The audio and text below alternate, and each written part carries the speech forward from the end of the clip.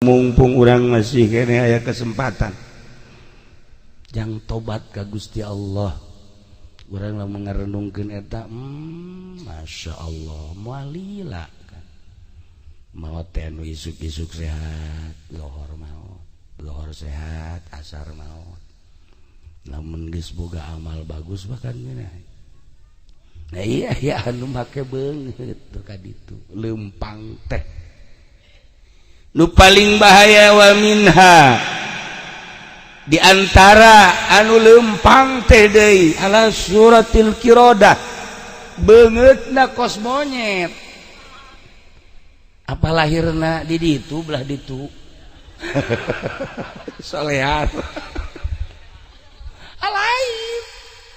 diganti we teh beungeutna ku Gusti Allah jadi monyet sanajan di dunia geus jadi haji cara si eta monyet bae